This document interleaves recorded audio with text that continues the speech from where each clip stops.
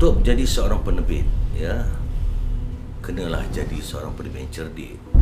Dengan arti lain, seorang penerbit yang berilmu. So, sebagai seorang produser, saya rasa wajib ada pengetahuan. Pentafsiran tu pelbagai, dan bila jadi sesuatu perkara yang tak elok tu, memang akan balik kepada produser untuk menyelesaikan masalah tu.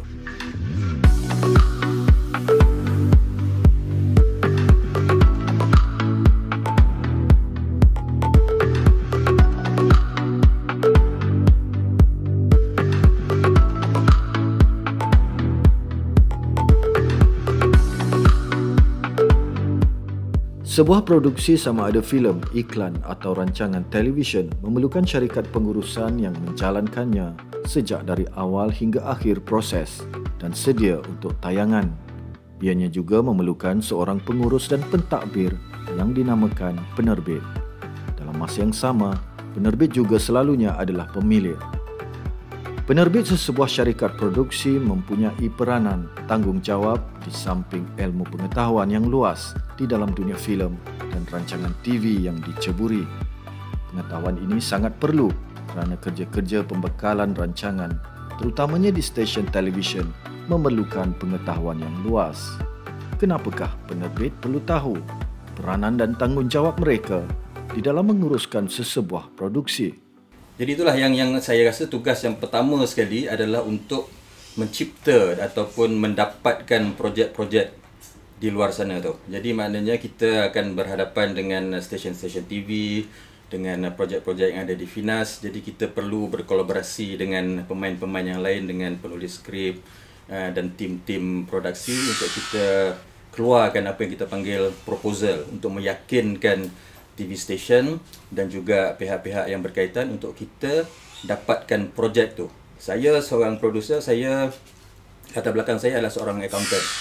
So kita mungkin di Malaysia ni kita kurang penerbit-penerbit yang profesional yang betul-betul boleh memandang sesuatu projek itu dan menggembelingkan segala kekuatan yang ada untuk kita menghasilkan satu karya yang bukan sahaja dapat diterima oleh masyarakat, tetapi juga akan mendatangkan satu pulangan yang berbaloi untuk kita terus bergiat dalam industri ini. Kalau penerbit-penerbit lama mereka telah banyak ilmu, telah menimba banyak pengalaman. Jadi untuk penerbit-penerbit baru ni saya tak nampak, dan kebanyakan mereka ingin menjadi penerbit atas sebab glamour, bisnes. Itu yang penting bagi mereka. Saya tidak mengatakan siapa ya, tetapi itulah pandangan saya. Sebab bila mereka tak berilmu, mereka akan taruh sepenuh tanggungjawab kepada belakang tadbir atau HOD, Head of Department, terutamanya Production Manager atau Executive Producer yang telah lama duduk dalam industri. Itu adalah memang kata orang selalu dipraktikkan. Tetapi sampai bila kita nak jadi macam itu sebagai seorang penerbit? Bila saya katakan penerbit kena berilmu, tanpa EP, tanpa PM, mereka tahu apa yang perlu dibuat, apa yang hendak dibuat sebab mereka dah berilmu. Tapi kalau mereka tidak berilmu, mereka serahkan secara total kepada pemain industri. Kalau untung sabut timbul maksud saya tu, kalau kena yang mereka yang jujur dan ikhlas buat kerja, okey, alhamdulillah. Kalau kena mereka yang bukan player atau fly by night player, dia hanya nak duit aja. Jadi di situlah saya tekankan, jadilah penerbit yang cerdik, yang berilmu, yang tahu apa yang terjadi, akan terjadi dan apa persiapan kita untuk menerbitkan sesebuah naskah atau tak kiralah filem, drama atau apa saja. Jadi bila kita cerdik, orang tak boleh memperketat-ketikkan kita. Belajarlah atau timbalah ilmu sebelum jadi penerbit. Sekarang ni banyak Finas telah mengadakan kelas-kelas, master kelas, kelas kata orang daripada bawah, kelas untuk jadi seorang penerbit, seorang cameraman, segala-gala. Jadi masuk kelas, biar kita kenal dulu apa itu peranan seorang penerbit, barulah kita jadi seorang penerbit yang berilmu. Bukan duit ya. Memang kebanyakan sekarang yang jadi seorang penerbit, bila ada duit, seorang penerbit. Bila ada duit, seorang penerbit. Betul. Tetapi jika tidak ada ilmu, ceburlah apa bidang pun, tanpa ilmu, kita akan gagal.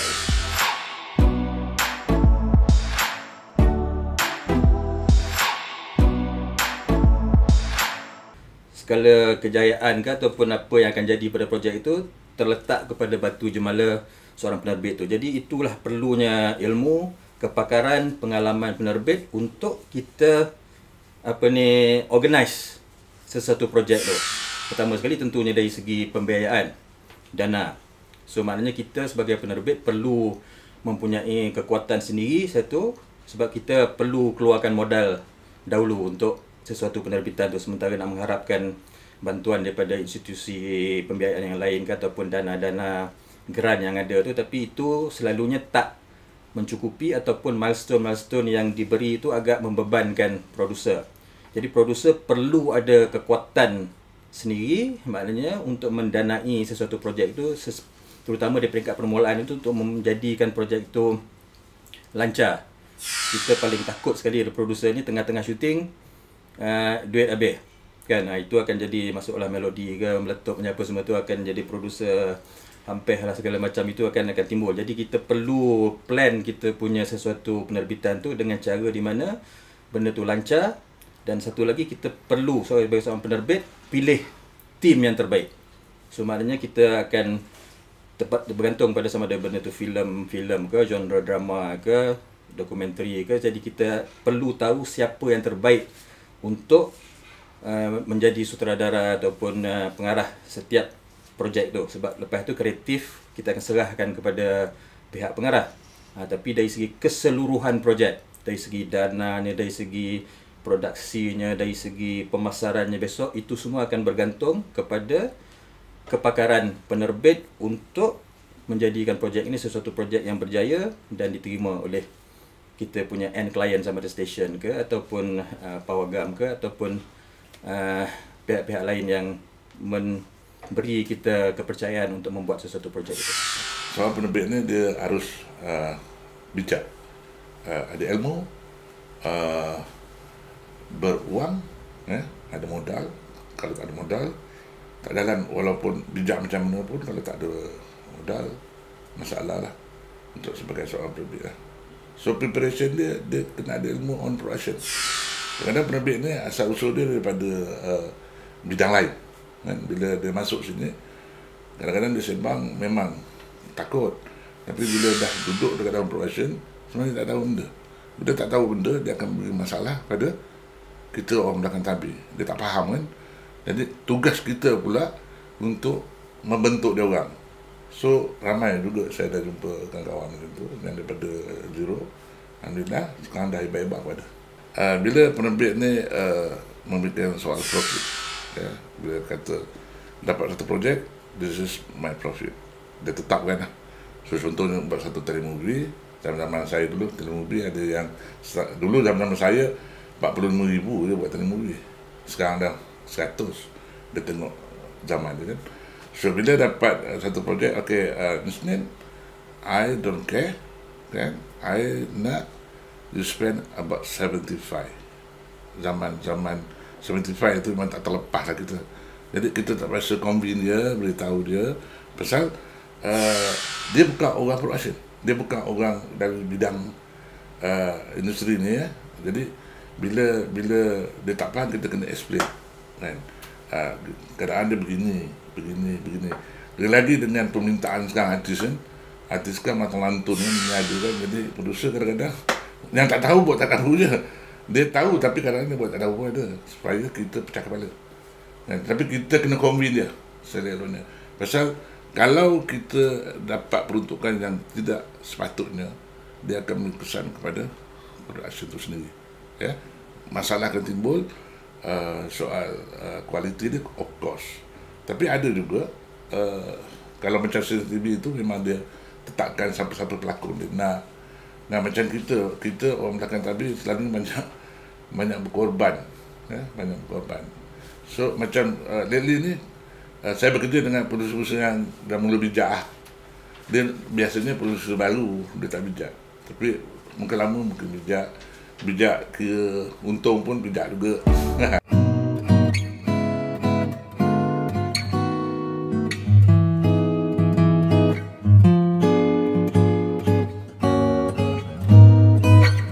Ada yang bijak, dia akan imbau dalam proses itu Dia sendiri akan try buat bajet. Kalau dia bijak lah. Ada penerbit yang kurang bijak, dia akan serahkan aja. Contohnya di sini, this is the budget. I tahu you buat bajet ni, drama ni dengan bajet ni. Pun ada, dia tak ambil peduli. Dia tahu benda tu siap, pun ada. Ya. Jadi bagi saya setiap produk tu sebenarnya buruk baik produk tu bukan kata penerbit yang bertanggungjawab saja. Pengarah, kan, pengurusan selari. Kalau tak selari, dia jadi satu masalah besar. Itu saja. Bagi saya, dia tidak tertumpu pada seseorang. Kalau gagal produk tu, gagallah. Maknanya gagallah tim tu. Dan gagallah penerbit tu. Gagalnya sebab mungkin pertama sekali soal kewangan, kan? Keduanya salah pilih director. Ketiganya pengurusan, salah pilih pengurusan jadi tunggal langgang dan berkait-kait dah benda tu. Dan juga salah pilih skrip. Itu paling penting. Kalau skrip tak bagus, sebagus mana pun director tak kena. Itulah penerbit ni dia kena kreatif. Macam bila saya yang pemula tadi, kita perlu mencari projek yang bersesuaian dengan hasrat kita untuk berkecimpung dalam bidang ni. Sebab pertama sekali perlu ada passion tu. Sebab kadang-kadang penerbit ni kadang-kadang mungkin dia rasa dia ada duit, dia nak melibatkan diri dia dengan dalam bidang penerbitan, tapi sebenarnya dia punya skop kepakaran yang perlu, ilmu yang perlu ada, dan juga ketelitian dalam membuat sesuatu pekerjaan tu penting. Dan untuk bertahan dalam bidang ni, itulah perlu satu jati diri yang kuat lah, sebab industri kreatif ni bukan satu yang mudah dan potensinya cukup besar. Sebab market kita ni kecil. Jadi kita perlu ada program-program kolaborasi ke, ataupun kita perlu meneroka pasaran-pasaran di luar supaya kita senantiasa dapat berkembang industri kita tu ke tahap yang kata orang tu international, dan produk-produk Malaysia ni dikenali di seluruh dunia. Yang bertahan lama kalau kita tengok dia dulu sampai sekarang adalah producer-producer yang berilmu, yang cerdik. Untung nak, berkarya pun nak. Inilah producer yang bertahan sampai sekarang. Maaf cakap, pada di luar sana producer-producer yang nak kejar glamour dan kejar keuntungan sahaja, hentikanlah. Biarlah producer yang betul-betul nak berkarya. Siapa yang tak nak untung bila bisnes? Nak untung. Tapi kita kena seimbangkan. Karya, keuntungan. Kena seimbang. Memang tak dapat keseimbangan yang tepat, tetapi kena ada dua-dua. Barulah boleh bertahan hingga bila-bila. InsyaAllah. Berilmu. Penuhkan dada dengan